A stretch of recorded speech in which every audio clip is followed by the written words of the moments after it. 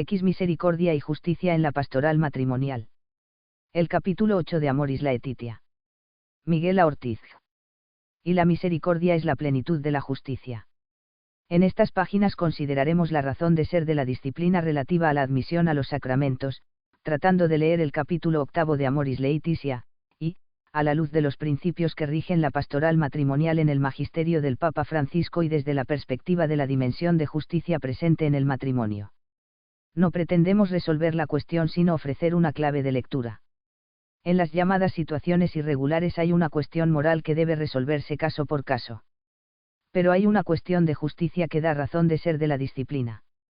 Acerca de esta perspectiva me remito a los trabajos de los profesores Carlos J. Errázuriz y Javier Otaduy, 2. El punto de partida es la mutua interdependencia entre misericordia y justicia, como hace Francisco en Amoris Laetitia a raíz de un texto de Santo Tomás. Es verdad, que la misericordia no excluye la justicia y la verdad, pero ante todo tenemos que decir que la misericordia es la plenitud de la justicia y la manifestación más luminosa de la verdad de Dios. 3. Estas palabras de la exhortación expresan el convencimiento de que las exigencias de la justicia y de la misericordia no se encuentran en contraposición sino más bien se exigen mutuamente. Una visión bastante generalizada de la relación entre misericordia y justicia consiste en considerar que se trata de buscar soluciones técnicas que reduzcan las dificultades de los fieles o de atemperar la rigidez de las normas abstractas que, precisamente a causa de su formulación desencarnada, serían ajenas a las necesidades reales de las personas. Ese enfoque, demasiado frecuente, de la relación entre misericordia y derecho, implica una visión deformada de una y otro. La misericordia serviría para aliviar las heridas sin incidir sobre la enfermedad.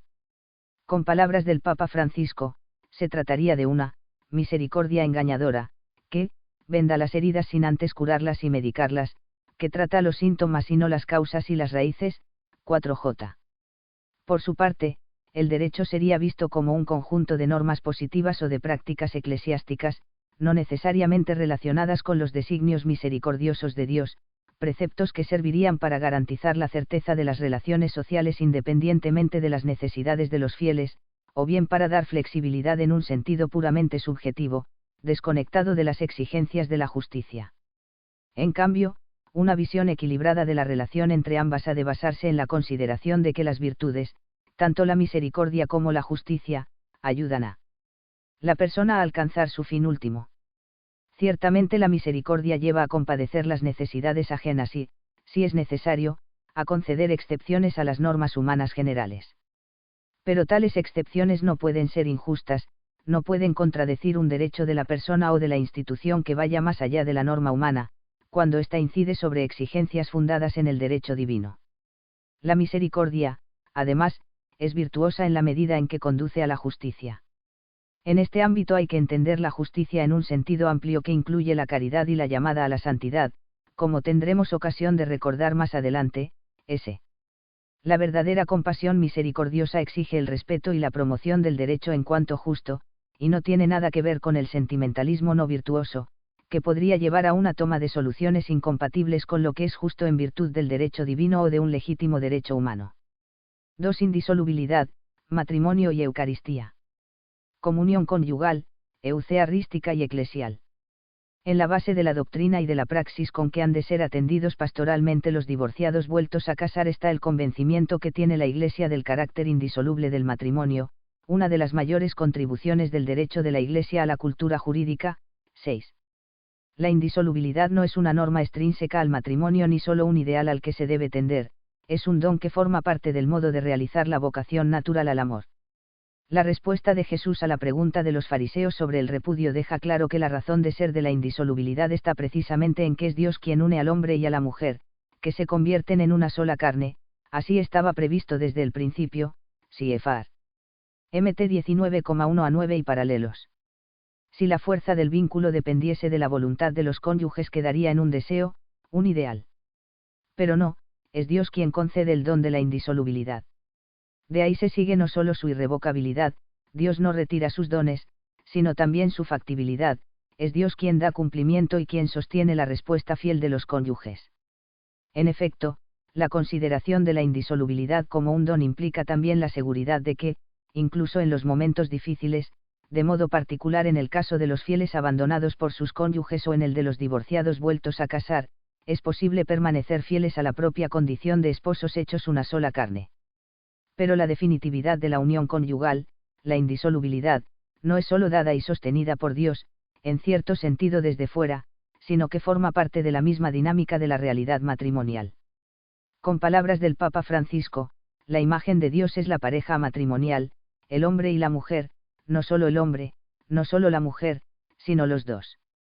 Esta es la imagen de Dios, el amor, la alianza de Dios con nosotros está representada en esa alianza entre el hombre y la mujer.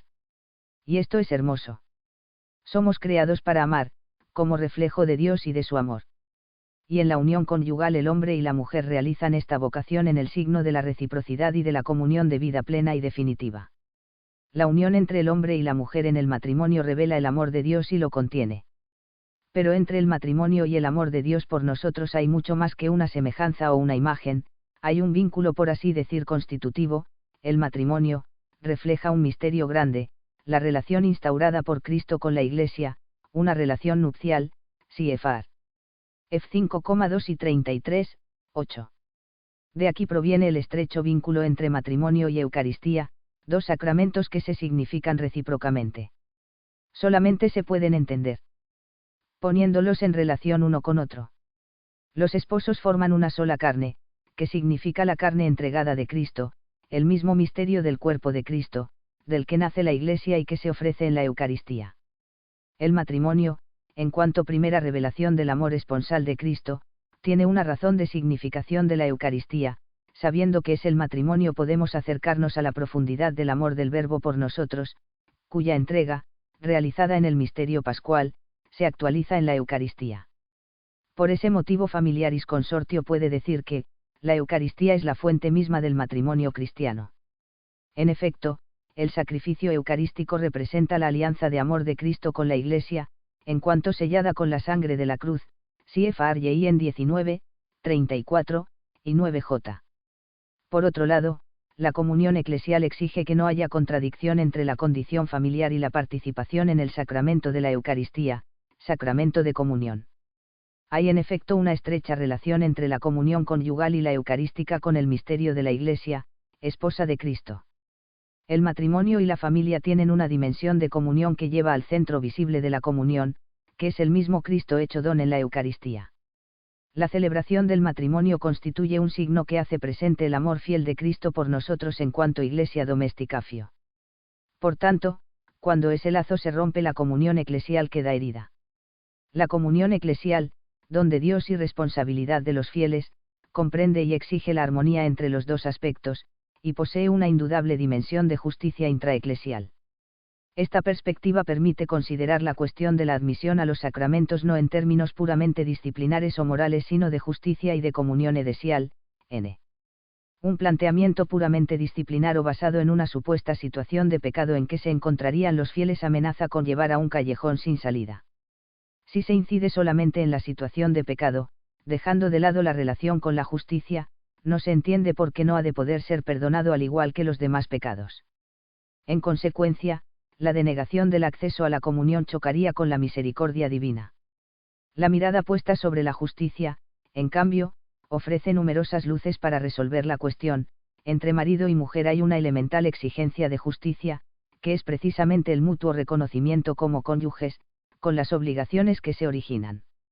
Los comportamientos que derivan de la mutua donación conyugal constituyen bienes a los que cada cónyuge tiene derecho. Los deberes que se derivan de esos derechos pueden ser vulnerados con una variedad de comportamientos.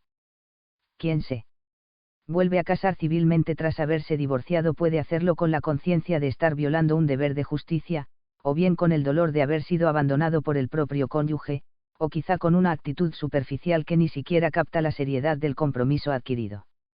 Pero en todos los casos, con independencia de la valoración moral que cada uno merece, hay una violación externa de un vínculo matrimonial que se presume válido en el orden externo y social. La praxis pastoral prevista para estos casos y la limitación de acceder a los sacramentos no obedece a una sanción disciplinar ni mucho menos a un juicio sobre las personas o a que la Iglesia presuma que todos esos fieles estén en pecado mortal.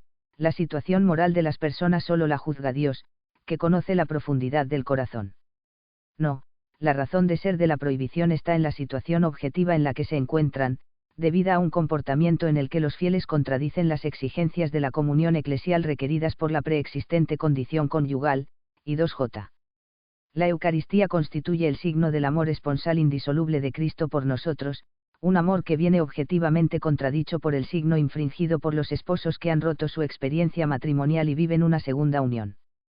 En otras palabras, en la situación del divorciado que se ha vuelto a casar civilmente hay una situación que lesiona su comunión eclesial, causada principalmente por la desarmonía entre la original condición de cónyuge, miembro de una iglesia doméstica, y la actual situación en la que hay un comportamiento que se presenta ficticiamente como matrimonial. También es cierto que podría suceder que el matrimonio anterior hubiera sido celebrado inválidamente, por lo que la relación original sería solo aparentemente matrimonial. Pero en ese caso habría de todas maneras una grave violación de la comunión eclesial precisamente en la segunda celebración que tuvo lugar sin haber obtenido la declaración de nulidad del matrimonio precedente, contraviniendo así una ley eclesiástica que tutela prudentemente el bien común y la comunión eclesial. 3. Acompañar, discernir e integrar la fragilidad. Una nueva mirada sobre las heridas familiares. A. Contemplar cada caso en particular. Sin pretender resolver definitivamente la cuestión, querría ofrecer una reflexión que ayude a interpretar y aplicar los criterios propuestos por el Papa Francisco. Lo haré a la luz de la interrelación de las dos virtudes, la misericordia y la justicia, que han de ayudar a los fieles a alcanzar la plenitud de la vida cristiana. Una reflexión en cierto sentido preliminar es la consideración de la doctrina de Amoris Laetitia en el marco del magisterio de la Iglesia sobre el matrimonio y la familia. En la exhortación apostólica se encuentran numerosas remisiones, especialmente en los en 67 a 70, al Catecismo de la Iglesia Católica, a la doctrina conciliar y los pontífices precedentes. A este propósito se puede recordar lo que el mismo Francisco escribió en la exhortación Evangelii Gaudium acerca del modo de transmitir el mensaje cristiano, de igual manera que todas las virtudes se han de vivir de manera armónica, también, cada verdad se comprende mejor si se la pone en relación con la armoniosa totalidad del mensaje cristiano, y en ese contexto todas las verdades tienen su importancia y se iluminan unas a otras, y 4. Dicho de otro modo, no es preciso repetir continuamente lo que constituye la doctrina común, el hecho de que un principio o una doctrina no se afirme explícitamente no quiere decir que se pretenda negarla. Los 3 principios que el Papa señala para atender las necesidades de quienes se encuentran en estas situaciones, acompañar, discernir, integrar, están íntimamente unidos. Son aspectos o dimensiones indivisibles de la acción pastoral que se propone. Hemos recordado ya que las situaciones objetivas en que se encuentran los fieles pueden ser muy diversas. La variedad de biografías, de historias, de condicionamientos, etc., es inmensa. Es preciso tener siempre presente el objetivo final hacia el que tiende la conveniente adecuación de cada situación, contando también con el tiempo y con la gracia.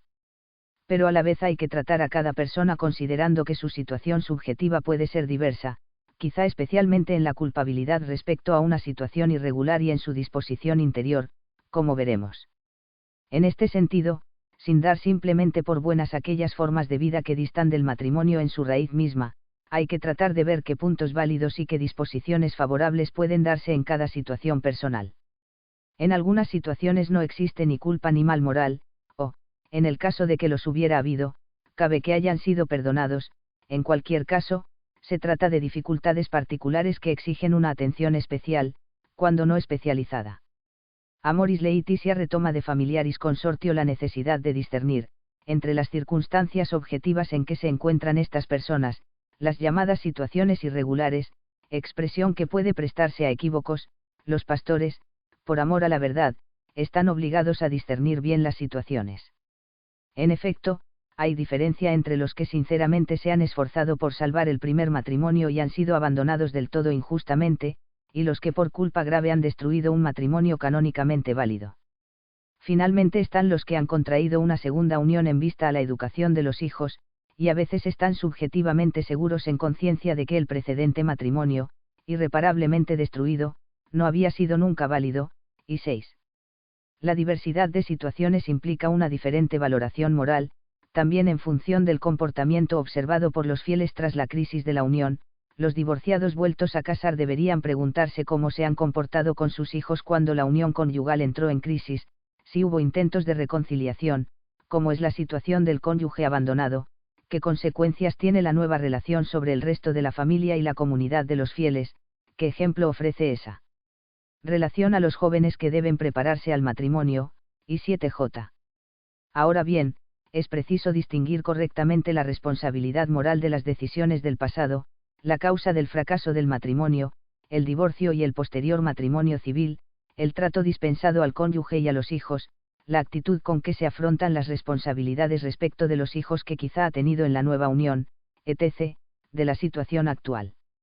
Lo que impide la comunión eucarística no son los errores y pecados pasados, que se pueden corregir y perdonar, sino la voluntad actual de vivir en contradicción con el significado de comunión que tienen el matrimonio y la Eucaristía. Es la actual situación estable y notoria de vida contraria al propio matrimonio lo que lesiona las exigencias de la comunión eclesial, independientemente de la responsabilidad moral y de la eventual nulidad real del precedente matrimonio, y lo que comporta la imposibilidad de acceder a los sacramentos hasta que no se remueva el obstáculo. B. Proponer un nivel alto de santidad también a los fieles heridos. El punto de partida irrenunciable es fomentar las disposiciones favorables para acoger y secundar la gracia de Dios. No hay que olvidar que los divorciados vueltos a casar continúan siendo fieles con derechos y deberes eclesiales. Ante la pregunta que piden a la Iglesia los divorciados vueltos a casar, una primera respuesta sería: piden ser aceptados en su actual situación, ser admitidos a los sacramentos, borrar cualquier rastro que les haga diferentes a los demás fieles.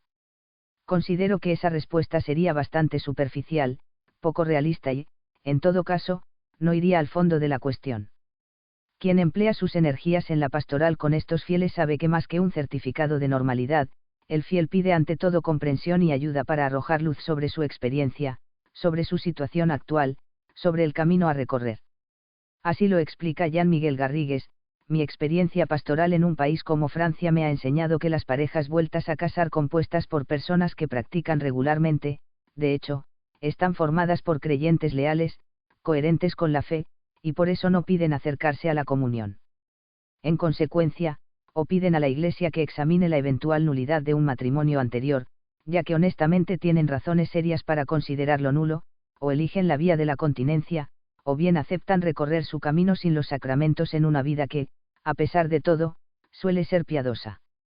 Saben que la gracia de Dios no se limita a los sacramentos y consiguen encontrar un acompañamiento pastoral de calidad.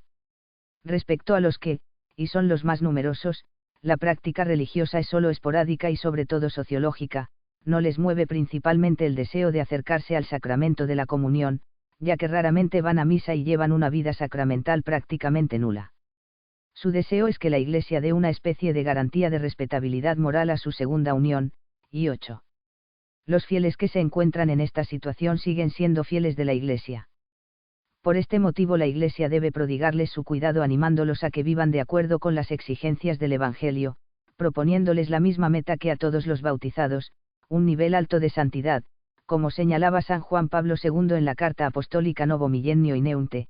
Es el momento de proponer de nuevo a todos con convicción este alto grado de la vida cristiana ordinaria. La vida entera de la comunidad eclesial y de las familias cristianas debe ir en esta dirección. Pero también es evidente que los caminos de la santidad son personales, y exigen una pedagogía de la santidad verdadera y propia, que sea capaz de adaptarse a los ritmos de cada persona, a.e.g. La adaptación a los ritmos de cada persona debe tener en cuenta las circunstancias propias de cada uno. El itinerario de los divorciados vueltos a casar parte de la situación de contradicción entre su condición y las exigencias de la comunión conyugal, eucarística y eclesial, pero debe tender, como el de los demás fieles, a la plenitud de la participación en la vida eclesial y a la meta de la santidad. Siguiendo el ejemplo del buen pastor, aunque siempre propone la perfección e invita a una respuesta más plena a Dios, la Iglesia debe acompañar con atención y cuidado a sus hijos más frágiles, marcados por el amor herido y extraviado, dándoles de nuevo confianza y esperanza, como la luz del faro de un puerto o de una antorcha llevada en medio de la gente para iluminar a quienes han perdido el rumbo o se encuentran en medio de la tempestad. Relatio Sinodi 2014, N28, 2 Ouyei. Acompañar con atención y cuidado quiere decir, en primer lugar, conocer en profundidad tanto la situación objetiva como, sobre todo, las circunstancias de las personas concretas. Es necesario saber no solo hasta qué punto su amor está herido o extraviado, sino también hasta qué punto los fieles son conscientes de ello, hasta qué punto son capaces de advertir su responsabilidad y hasta qué punto tienen la disposición de reconciliarse plenamente con Dios y con la Iglesia.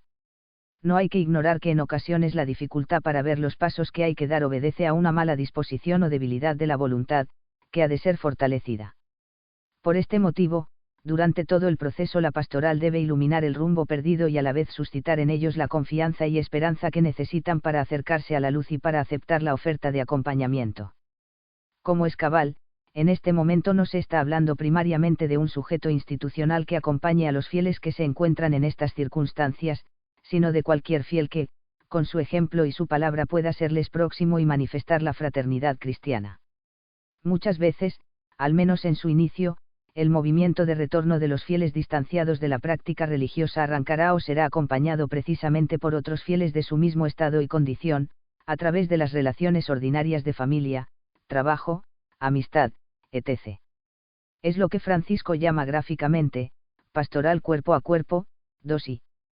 Acompañar significa estar al lado durante todo el proceso y permanecer con constancia en cualquier caso, procurando apoyarse en aquello que pueda resultar positivo.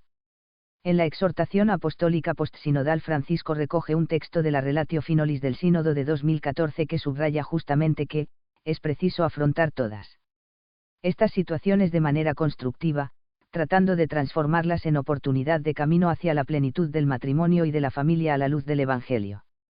Se trata de acogerlas y acompañarlas con paciencia y delicadeza. 22. En definitiva, acompañar implica comprender, hacerse cargo de lo objetivo de la situación y de lo subjetivo de las personas, para ayudarles a ponerse en condiciones de discernir y de decidir sus pasos y su ritmo en la integración.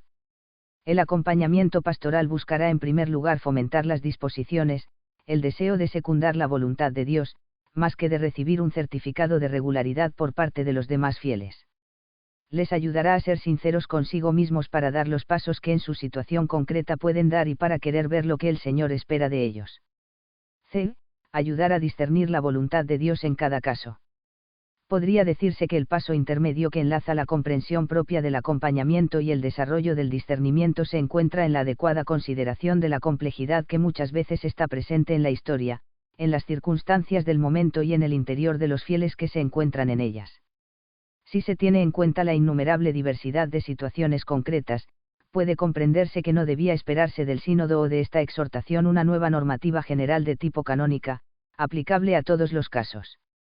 Solo cabe un nuevo aliento a un responsable discernimiento personal y pastoral de los casos particulares.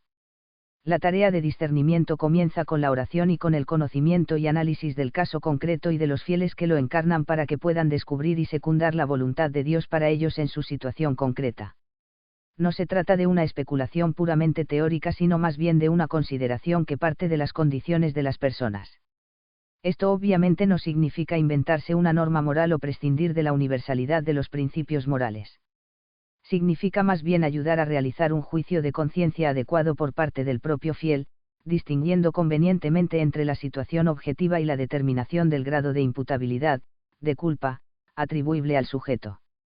Por supuesto, este empeño supone continuar el acompañamiento, promover una disposición de apertura y de examen de conciencia, facilitar la formación doctrinal y ascética que sea oportuna y determinar los medios que el fiel puede poner en cada momento para acercarse a Dios, así como los medios que están a su disposición en la Iglesia y en la comunidad eclesial que le acoge. Z4. En la acción de integrar existe una relación intersubjetiva. De una parte, quien se encuentra en esa situación debe tener, o ir disponiéndose para tenerla, una actitud de apertura a Dios y a la Iglesia, que desea recibirle. De otra, los miembros de la Iglesia deben acogerle con respeto y afecto, sin injustas discriminaciones. Es más, deben llevar, en la medida de lo posible, la iniciativa para que sus hermanos palpen realmente la fraternidad de la fe en todo lo objetivamente compatible con su situación. Por su parte, los pastores deben continuar acompañando a estos fieles en todo el proceso, procurando iluminarles para que formen gradualmente su conciencia y reformen los hábitos o condiciones de vida que contradicen objetivamente la ley de Dios. Los pastores se esmerarán por facilitar que quienes se encuentran en estas complicadas circunstancias puedan acceder a todos los medios que sean compatibles con su situación. En este camino de regreso a la fe vivida y a la comunidad eclesial, la acogida y el acompañamiento de estos fieles supone también contar con sus aportaciones potenciales en los diversos ámbitos de la actividad pastoral de la Iglesia. En efecto, en función de su formación, su arrepentimiento y sus disposiciones, y evitando el riesgo de escándalo que pueda darse en una u otra tarea, conviene que estos fieles encuentren actividades comunitarias en las que puedan participar. De este modo se facilitará una integración más rápida y más honda. Se trata de integrar a todos, se debe ayudar a cada uno a encontrar su propia manera de participar en la comunidad eclesial, para que se sienta objeto de una misericordia inmerecida, incondicional y gratuita. Obviamente, si alguien ostenta un pecado objetivo como si fuese parte del ideal cristiano, o quiere imponer algo diferente a lo que enseña la Iglesia, no puede pretender dar catequesis o predicar, y en ese sentido hay algo que lo separa de la comunidad, CFR. MT 18,17. Necesita volver a escuchar el anuncio del Evangelio y la invitación a la conversión. Pero aún para él puede haber alguna manera de participar en la vida de la comunidad, sea en tareas sociales, en reuniones de oración o de la manera que sugiera su propia iniciativa, junto con el discernimiento del pastor, $2. D. Formación de la conciencia y ley de la gradualidad. El camino de la esperanza en algunos casos habrá que explorar las posibilidades, si existen, de que la situación misma sea reconducida en los plazos adecuados hacia el sacramento del matrimonio, a través de una atención pastoral misericordiosa y alentadora. 26. Este supuesto podría darse, por ejemplo, en uniones de hecho, en el llamado matrimonio a prueba, etc., siempre que no exista otro obstáculo que impida la celebración del matrimonio. Como es lógico, habrá que atender principalmente a las personas y a las circunstancias. Existen casos en los que tal vez no convenga aconsejar el matrimonio a quienes están conviviendo sin vínculo conyugal. Sobre todo habrá que considerar la madurez y la estabilidad de las personas y de su relación, la viabilidad de una unión verdaderamente matrimonial y sacramental y, obviamente, la preparación y disposición de quienes conviven. 27j.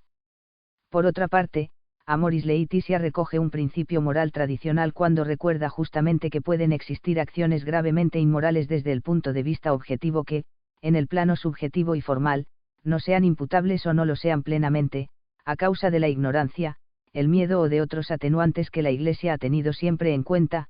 28. Como apuntamos precedentemente, a la luz de esta posibilidad no se podría afirmar que quien vive en una situación matrimonial irregular objetivamente grave esté necesariamente en estado de pecado mortal. Un sujeto, aun conociendo bien la norma, puede tener una gran dificultad para comprender los valores inherentes a la norma.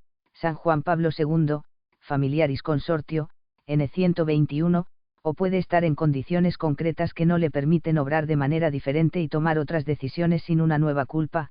29j. Siempre se ha aplicado en la Iglesia el principio de internis, niece ecclesia judicat, del interior del hombre, de sus intenciones, ni siquiera la Iglesia puede juzgar. Evidentemente hay que extremar la delicadeza en este terreno, procurando a la vez alumbrar la conciencia de cada fiel en una tarea que no pocas veces requerirá algún tipo de gradualidad, tanto en la enseñanza de la doctrina como en la tolerancia, que no aceptación, de una situación imperfecta en un fiel que, pese a ello, da indicios de buenas disposiciones y de tener la voluntad de continuar su proceso de conversión. Con todo, esto no quiere decir dejar al fiel en un error grave y culpable, sino más bien acompasar el ritmo de las obras exigidas por la conversión, según la progresiva comprensión y las fuerzas naturales, así como de las gracias actuales que Dios no dejará de otorgarlo. Como recordó Juan Pablo II, la ley de la gradualidad no es una gradualidad de la ley. 3 y, como si algunos fieles estuvieran eximidos de la llamada a la santidad o se desconfiara del poder de la gracia para llevar a todos a la plenitud de la vida cristiana. El Papa Francisco señala que se trata de una gradualidad en el ejercicio prudencial de los actos libres en sujetos que no están en condiciones sea de comprender, de valorar o de practicar plenamente las exigencias objetivas de la ley. Porque la ley es también don de Dios que indica el camino, don para todos sin excepción que se puede vivir con la fuerza de la gracia, aunque cada ser humano avanza gradualmente con la progresiva integración de los dones de Dios y de las exigencias de su amor definitivo y absoluto en toda la vida personal y social. San Juan Pablo II, Familiaris Consortio, N9, 32. No se trata por tanto de cambiar o suspender la ley, Ciertamente la conciencia no puede legitimar una acción contraria a la ley divina ni puede admitirse que la debilidad humana exime de su cumplimiento. Se trata más bien de saber actuar con caridad y misericordia sin considerar iguales todas las circunstancias o todas las normas morales, o todos los tiempos y plazos. Dado que en la misma ley no hay gradualidad, CFR. San Juan Pablo II, Familiaris Consortio, N34, este discernimiento no podrá jamás prescindir de las exigencias de verdad y de caridad del Evangelio propuesto por la Iglesia, 33. La gradualidad no consiste en una dispensa de la conversión sino en contar con etapas, tiempos y modos distintos en la maduración del proceso personal de cada fiel para llegar a esa conversión. En efecto, hay temas en los que por diversos motivos no cabe tolerancia. En la cuestión del acceso a la absolución sacramental, previa a la comunión, no cabe la tolerancia porque el cumplimiento de las condiciones necesarias no depende de la Iglesia o del ministro, sino del fiel. La Iglesia no puede sustituir los actos del penitente necesarios para la absolución sacramental porque no puede sustituir ni el arrepentimiento personal ni el propósito que manifiesta esa contrición de manera objetiva. La gradualidad en cambio aportará la constancia en el acompañamiento, la paciencia, la formación y, sobre todo, el fomento de la esperanza, procurando facilitar pequeños pasos que ayuden al fiel a ponerse en condiciones de recibir la absolución sacramental en su momento.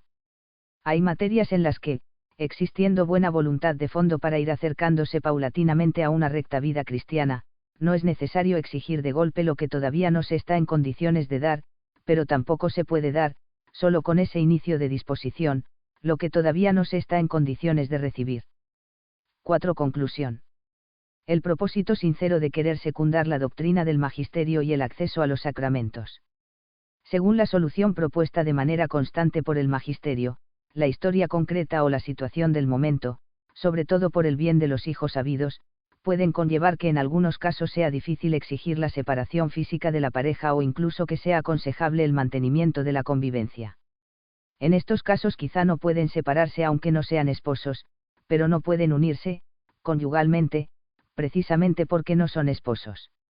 Así lo establece Familiaris Consortio, la reconciliación en el sacramento de la penitencia, que les abriría el camino al sacramento eucarístico, puede darse únicamente a los que, arrepentidos de haber violado el signo de la alianza y de la fidelidad a Cristo, están sinceramente dispuestos a una forma de vida que no contradiga la indisolubilidad del matrimonio.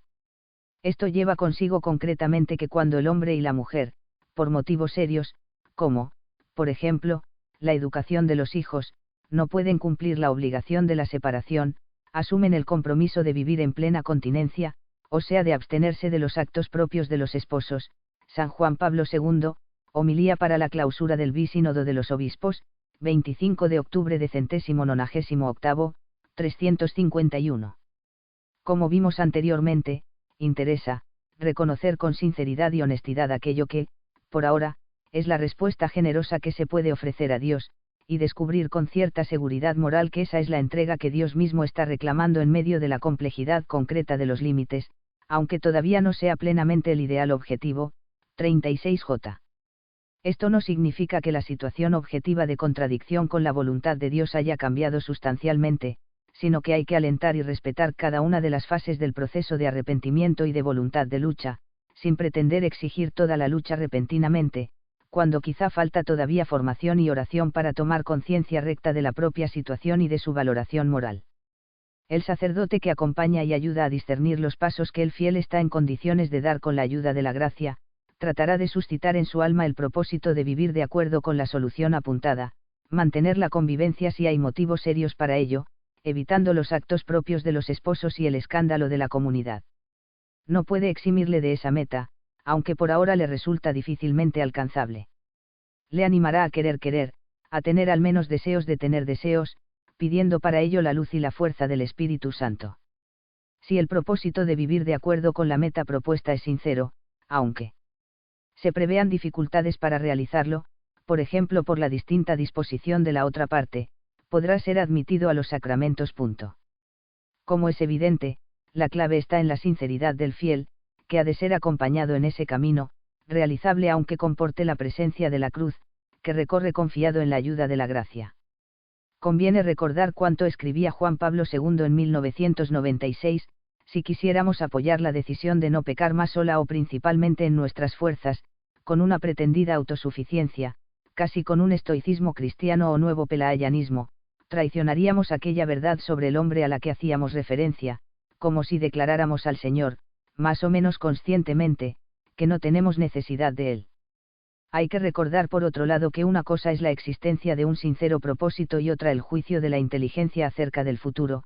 Es posible en efecto que, aun con un propósito leal de no pecar, la experiencia del pasado y la conciencia de la actual debilidad acarreen el temor de nuevas caídas, pero todo ello no cuestiona la autenticidad del propósito cuando aquel temor va unida a la voluntad, acompañada de la oración, de hacer lo posible por evitar la culpa. 38. En todo caso, aunque los divorciados consideren no tener, aún, la fuerza de tomar la decisión de la continencia, no por eso la Iglesia los abandona. Es más, en esas circunstancias debe multiplicar sus cuidados, ofreciéndoles los medios de salvación a los que pueden acceder, con el deseo de que cultiven un estilo cristiano de vida.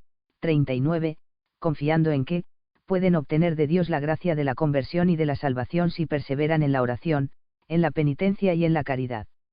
En definitiva, sin cambiar la norma moral, hay que tratar de comprender y ayudar de modo continuo a los fieles que están en situaciones irregulares, facilitando el camino de la conversión por arduo o lejano que parezca.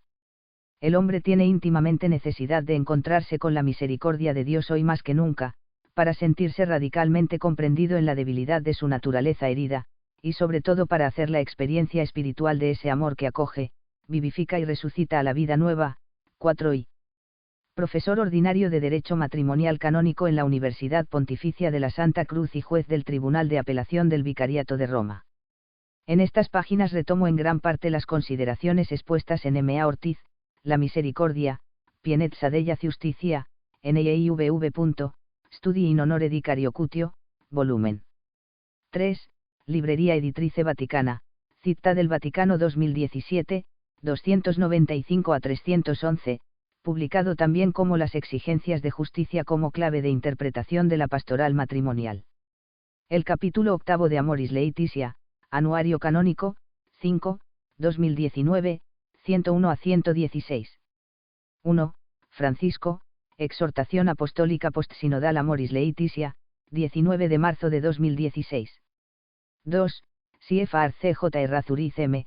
La perspectiva del derecho y la justicia intraeclesial ante los desafíos actuales sobre el matrimonio y la familia, Lus Canonicum, 55, 2015, 9 a 26, idem, Matrimonio y justicia objetiva en la comunión eclesial, un aspecto del discernimiento pastoral propiciado por Amoris Laetitia, Lus Canonicum, 56, 2016, 731 a 738, J. Ottadui, Dulceie Misericordiae. Justicia y misericordia en el ejercicio de la autoridad canónica.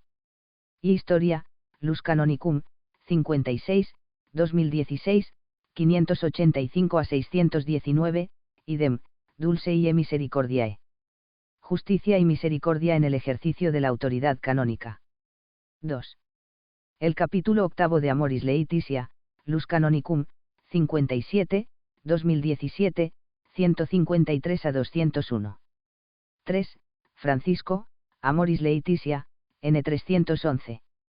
La expresión se encuentra en Summa Theologicae, y, Q21, art. 3, ad 2, ex quo patetuod misericordia non tollit justitiam, sed est quaedam justitiae plenitudo.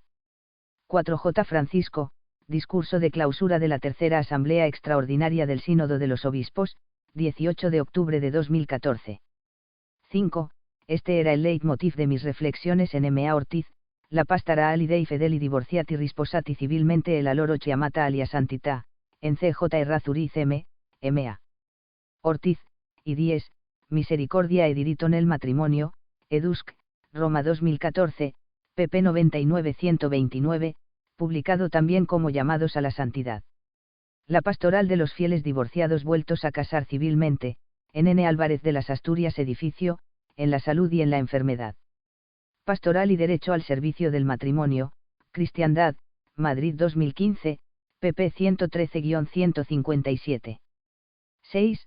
CFR J. Caudemet, El Matrimonio en Occidente, Madrid, Taurus 1993, pp 75 y 81. 7. Francisco, Audiencia General, 2 de abril de 2014. 8. Ibidem. 9. San Juan Pablo II, Exhortación Apostólica Postsinodal Familiaris Consortio, 22 de noviembre de 1980, N57. 10. CFR Concilio Vaticano II, Constitución Dogmática Lumen Gentium, 21 de noviembre de 1964, N11, idem, Decreto Apostolicam Actuositatem, 8 de noviembre de 1965, N11, San Juan Pablo II, Familiaris Consortio, N21. 11. Sigo en este punto a Errázuriz M., la perspectiva del derecho y la justicia intraeclesial ante los desafíos actuales sobre el matrimonio y la familia, pp 16 a 24. 12. Su estado y condición de vida contradicen objetivamente la unión de amor entre Cristo y la Iglesia significada y realizada por la Eucaristía, San Juan Pablo II, Familiaris Consortio, N84. 13. Me permito reenviar a Ortiz las exigencias de justicia como clave de interpretación de la pastoral matrimonial, pp 105 a 116. Estas páginas son deudoras de una reflexión llevada a cabo junto al Praaf Juan I. Bañares. CFR asimismo J. Granados, Amores heridos, misericordia y fidelidad. Las indicaciones del capítulo 8 de la exhortación apostólica Amoris Laetitia, en 291-312, en Scripta Theologica, 49, 2017, 97 a 119, S. Kampowski, J. Granados, J. Pérez Soba, Amoris Laetitia. Ac compagnare, discernere, integrare.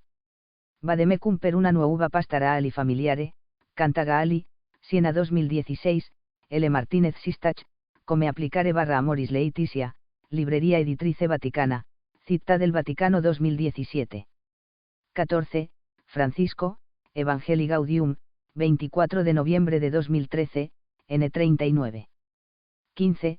El Papa alude, por ejemplo, a los cónyuges abandonados y a los divorciados que no han iniciado una nueva unión civil, Amoris Laetitia, N242, los cónyuges separados, N241, quienes están en una situación de crisis o conflicto, N244, los matrimonios mixtos y de culto dispar, N247 a 8, o las familias monoparentales, N252. En estos supuestos de hecho es clave el acompañamiento por parte de la comunidad eclesial y, en su caso, cuando no existe, la promoción de la integración en la vida y actividad de la Iglesia. En cambio, en principio parece que el discernimiento viene ya dado en la situación misma. Por eso en estas páginas me centraré más bien en la acción pastoral con quienes se encuentran en situaciones objetivamente irregulares. 16. San Juan Pablo II, Familiaris Consortio, N84. 17. Francisco, Amoris Laetitia, N300. 18. J. M. Garrigues, Le Mariage entre Croyants, un engagement consacré pour une mission ecclesiale, conferencia en el coloquio Fides Foedus. La Fede y Sacramento del Matrimonio, organizado por el Pontificio Instituto Juan Pablo II para estudios sobre matrimonio y familia, 3 de abril de 2014. La traducción es nuestra. 19. San Juan Pablo II, Carta Apostólica Novo Millennio Ineunte, 6 de enero de 2001, N31. 20. Francisco, Amoris Laetitia, N291. 21. Idem, audiencia al movimiento de Schoenstatt con motivo de los 100 años de su fundación, 25 de octubre de 2014. 22. Idem, Amoris Laetitia, N294.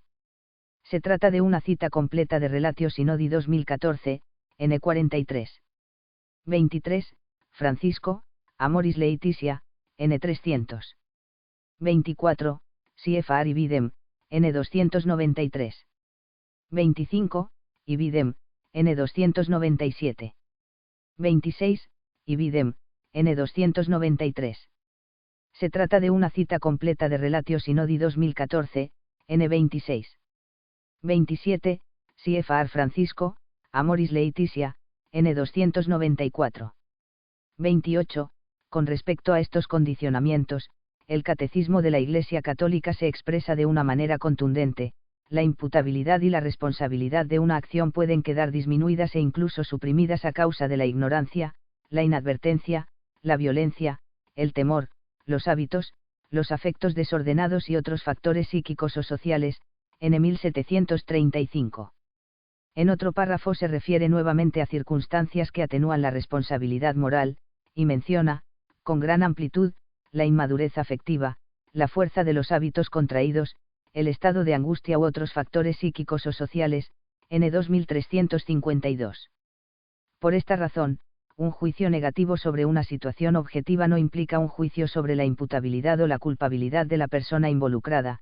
CFR Pontificio Consejo para los Textos Legislativos, Declaración sobre la admisibilidad a la Sagrada Comunión de los divorciados que se han vuelto a casar, 24 de junio de 2000, N2, Francisco, Amoris Laetitia, N302. 29, Ibidem, N301. Es verdad que, como ha insistido la reciente exhortación, CFR Amoris Laetitia, Capocho, tratándose del matrimonio y la familia en los tiempos actuales, hay a menudo motivos para pensar que en estos comportamientos influye mucho la fragilidad, la ignorancia, la presión del ambiente, etc. Sin embargo, hay que recordar que en este aspecto la disciplina eclesiástica es completamente objetiva, no juzga el grado de culpabilidad, sino que busca proteger y promocionar las exigencias externas de la comunión en la Iglesia, que son fundamentales para el bien de las almas de todos los fieles, también de quienes se encuentran en esas situaciones. Errázuriz M. Matrimonio y justicia objetiva en la comunión eclesial, p. 735. 30. Por eso, en la atención pastoral de estos fieles habrá que tener también en cuenta que parece muy difícil que quienes viven en una segunda unión tengan la certeza moral subjetiva del estado de gracia, pues sólo mediante la interpretación de signos objetivos ese estado podría ser conocido por la propia conciencia y por la del confesor.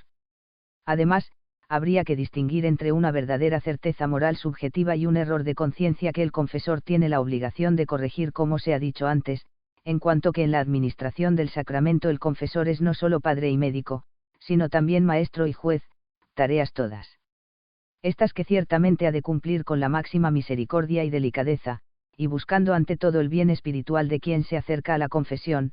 A Rodríguez Luñó, Amoris Laetitia, Pautas doctrinales para un discernimiento pastoral, en http://www.eticaepolitica.net/familia/amoris-laetitia.pdf. 9 de enero de 2020. 31. CFR San Juan Pablo II, Familiaris Consortio, N34. 32. Francisco, Amoris Laetitia, 295. Ciertamente, que hay que alentar la maduración de una conciencia iluminada, formada y acompañada por el discernimiento responsable y serio del pastor, y proponer una confianza cada vez mayor en la gracia. Pero esa conciencia puede reconocer no solo que una situación no responde objetivamente a la propuesta general del Evangelio. También puede reconocer con sinceridad y honestidad aquello que, por ahora, es la respuesta generosa que se puede ofrecer a Dios, y descubrir con cierta seguridad moral que esa es la entrega que Dios mismo está reclamando en medio de la complejidad concreta de los límites, aunque todavía no sea plenamente el ideal objetivo. Ibidem, N303. A continuación, el romano pontífice subraya que la gradualidad debe ir siempre dirigida al ideal, al que no solamente tiende sino que constituye una meta exigible y realizable. Recordemos que este discernimiento es dinámico y debe permanecer siempre abierto a nuevas etapas de crecimiento y a nuevas decisiones que permitan realizar el ideal de manera más plena.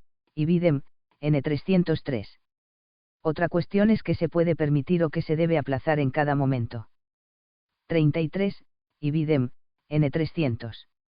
Se trata de una cita completa de Relación Final 2015, N86. El texto continúa: para que esto suceda, deben garantizarse las condiciones necesarias de humildad, reserva, amor a la Iglesia y a su enseñanza, en la búsqueda sincera de la voluntad de Dios y con el deseo de alcanzar una respuesta a ella más perfecta. Relación Final 2015, N86. Estas actitudes son fundamentales para evitar el grave riesgo de mensajes equivocados, como la idea de que algún sacerdote puede conceder rápidamente excepciones, o de que existen personas que pueden obtener privilegios sacramentales a cambio de favores. 34. Tratándose de las condiciones necesarias para recibir la Eucaristía, no estamos ante una cuestión meramente disciplinar, que se puede afrontar mediante normas prudenciales basadas en motivos de conveniencia. Está en juego la verdad de lo justo, y por tanto la misma doctrina de la Iglesia sobre el matrimonio y la familia, no como enunciado abstracto, sino como expresión de una realidad viva, que incluye realmente una dimensión de justicia, Errázuriz M., matrimonio y justicia objetiva en la comunión eclesial, pp 736 a 737. 35. San Juan Pablo II, Familiaris Consortio, N84. 36. Francisco, Amoris Laetitia, N303.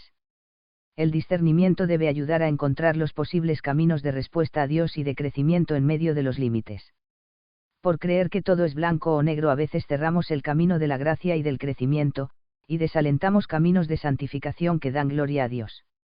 Recordemos que un pequeño paso, en medio de grandes límites humanos, puede ser más agradable a Dios que la vida exteriormente correcta de quien transcurre sus días sin enfrentar importantes dificultades, idem, Evangelii Gaudium, N44.